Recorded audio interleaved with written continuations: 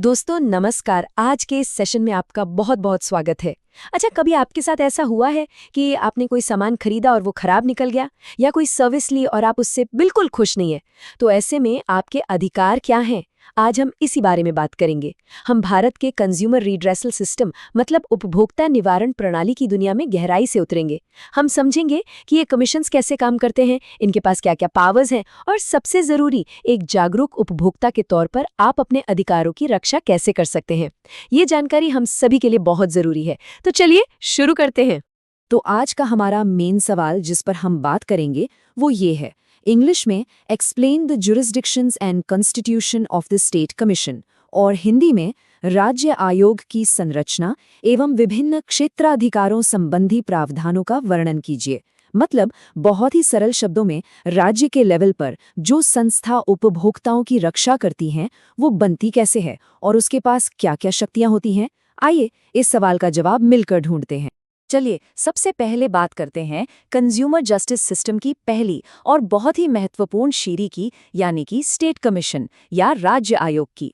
ये हर राज्य में कंज्यूमर्स के अधिकारों की रक्षा करने वाली एक बहुत ही शक्तिशाली संस्था है। आइए इसकी बनावट और इसके अधिकारों को और करीब से जानते हैं। तो ये स्टेट कमीशन बनता कैसे है, कौन लोग होते हैं इसमें? चलिए इस स्लाइड पर नजर डालते हैं। इसमें कुल 3 सदस्य होते हैं, जिसमें एक प्रेसिडेंट भी शामिल है। और एक बहुत ही अच्छी बात यह है कि इन सदस्यों में से एक का महिला होना जरूरी है, जिससे डाइवर्सिटी बनी रहती है। अच्छा, जो प्रेसिडेंट होते हैं वो कोई आम इंसान नहीं हो सकते, उन्हें हाई कोर्ट का जज होना चाहिए या वो पहले जज रह चुके हों। और बाकी सदस्यों को भी अपने अपने फील्ड में, जैसे कानून, कॉमर्स या इकोनॉमिक्स में एक्सपर्ट होना चाहिए। इससे ये पक्का हो जाता है कि जो भी फैसले लिए जा रहे हैं वो एक्सपर्ट्स ले रहे हैं।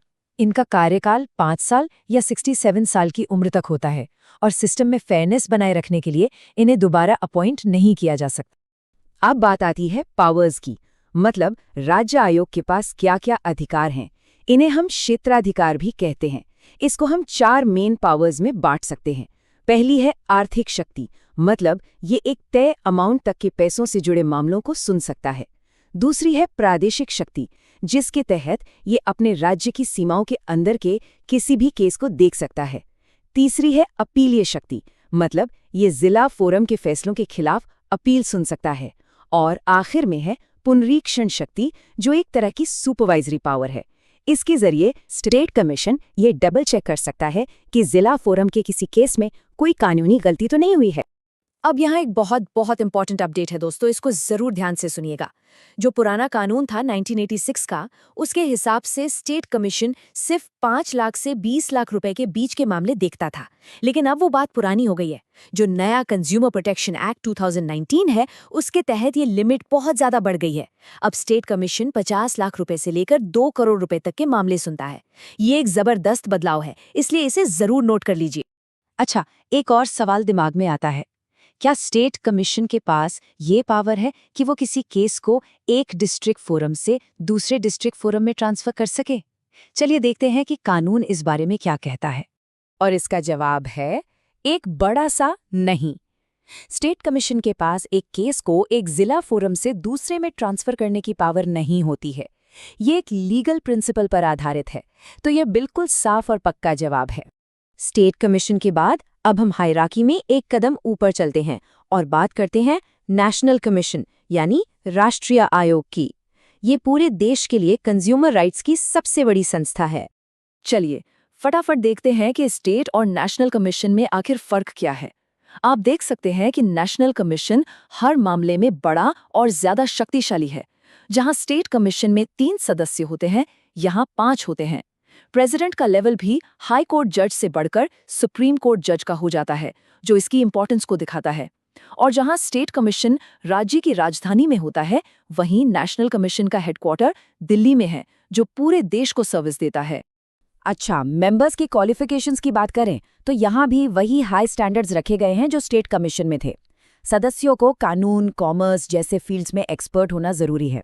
यहाँ भी जेंडर इक्वालिटी को प्रमोट करने के लिए एक महिला सदस्य का होना अनिवार्य है। और कार्यकाल और रीअपॉइंटमेंट के नियम भी बिल्कुल वही हैं, 5 साल या 67 साल की उम्र तक, और कोई दोबारा नियुक्ति नहीं। इससे सिस्टम में स्टेबिलिटी और एक्सपर्टीज बनी रहती है।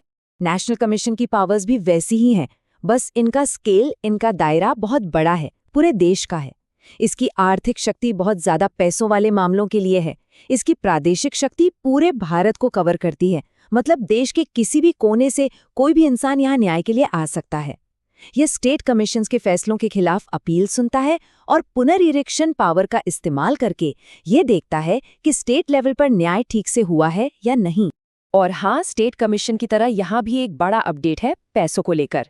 1986 के पुराने कानून में नेशनल कमीशन 20 लाख रुपए से ऊपर के मामले देखता था, लेकिन नए 2019 के एक्ट के साथ ये रकम अब आसमान छू रही है। अब नेशनल कमीशन 2 करोड़ रुपए से ज्यादा के मामलों को हैंडल करता है। ये एक बहुत बड़ा अंतर है। एग्जाम्स के लिए ये फिगर बहुत जरूरी है, इसे अच्छे से याद कर लीजिए। ठीक है, तो हमने कमीशंस को समझ लिया, पर मान लीजिए आप किसी फैसले से खुश नहीं हैं, तो क्या होगा? आप आगे कहाँ जा सकते हैं? क्या है अपील का प्रोसेस? चलिए अब इसे समझते हैं। देखिए, जस्टिस का रास्ता बिल्कुल साफ है। एक एक सीढ़ी करके आप ऊपर जा सकते हैं। अगर आप स्टेट कमीशन के फैसले से संतुष्ट नहीं हैं, तो आप नेशनल कमीशन में अपील कर सकते हैं। और अगर आप नेशनल कमीशन के फैसले से भी खुश नहीं हैं, तो आपके लिए आखिरी दरवाजा है देश का सुप्रीम कोर्ट। और एक अच्छी बात यह है कि अगर आपके पास अपील करने में हुई देरी का कोई वैलिड रीजन है, तो आपकी अपील को एक्सेप्ट किया जा सकता है। लेकिन अपील करने के लिए आपके पास टाइम कितना है? याद रखिए ये नंबर, 30 दिन। आपको किसी भी कमीशन के ऑर्डर के 30 दिनों के अंदर अपनी अपील फाइल करनी होगी। ये एक बहुत ही स्ट्रिक्ट डेडलाइन है, तो इसका ध्यान रखना बहुत जरूरी है। अगर आपको ये जानकारी यूजफुल लग रही है तो फटाफट इस वीडियो को लाइक कर दीजिए और चैनल को सब्सक्राइब करना बिल्कुल मत भूलिएगा, ताकि ऐसी इंपॉर्टेंट इन्फॉर्मेशन आपसे कभी मिस ना हो। हमने इतनी बात की कमीशंस की, पर यह पूरी व्यवस्था है किसके लिए? उपभोक्ता यानी कंज्यूमर के लिए। तो सवाल ये है कि कानून की नज़र में कंज्यूमर है कौन? ये एक बहुत ही बेसिक लेकिन उतना ही इम्पॉर्टेंट सवाल है। चलिए इसका जवाब जानते हैं। कानून की भाषा थोड़ी मुश्किल लग सकती है, पर इसका मतलब सीधा सा है। अगर आपने किसी सर्विस के लिए पैसे दिए हैं, चाहे पूरे या आधे, या देने का वादा भी किया है, तो आप एक कंज्यूमर हैं। यहाँ जो सबसे ज़रूरी शब्द है वो है कंसिडरेशन, जिसका मतलब है भुगतान या पेमेंट। मतलब सर्विस फ्री की नहीं होनी चाहिए।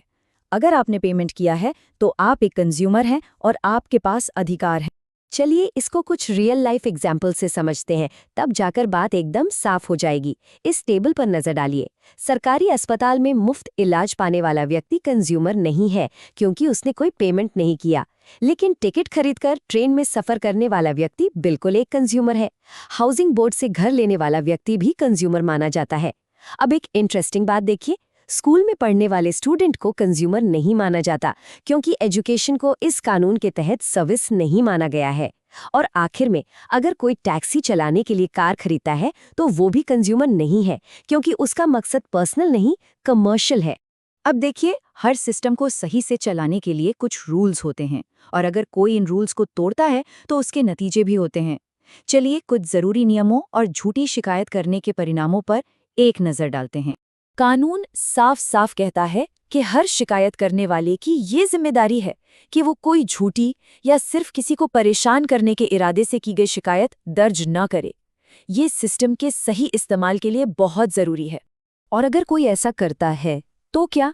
अगर कोई झूठी या परेशान करने वाली शिकायत करता है तो कमीशन ना सिर्फ उसकी शिकायत को खारिज कर सकता है, बल्कि उस पर 10,000 रुपए तक का जुर्माना भी लगा सकता है।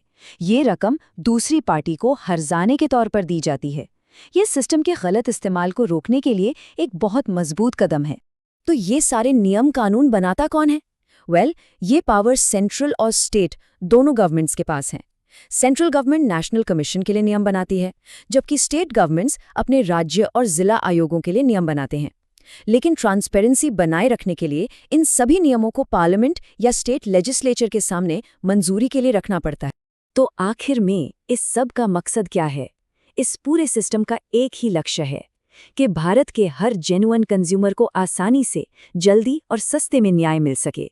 ये एक ऐसा ढांचा है जो ये सुनिश्चित करता है कि आपकी आवाज़ सुनी जाए और आपके अधिकारों की रक्षा हो। उम्मीद है कि इस डिटेल्ड एनालिसिस से आपको भारत की कंज्यूमर कमीशन प्रणाली को बेहतर ढंग से समझने में मदद मिली होगी। हमारे साथ जुड़ने के लिए आपका बहुत बहुत धन्यवाद।